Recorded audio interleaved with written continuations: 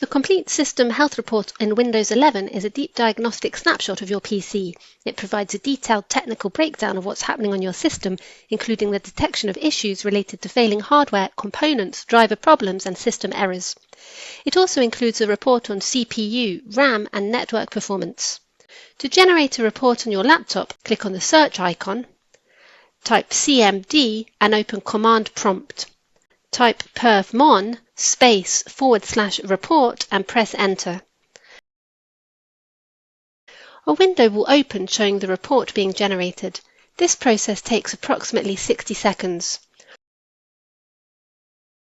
Once completed, the report will display errors, warnings, system checks, a performance overview of CPU, memory, and disk, and you can also drill down into any section for more detailed information.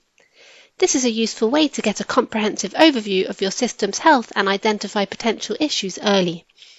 If you have any questions, please leave a comment below.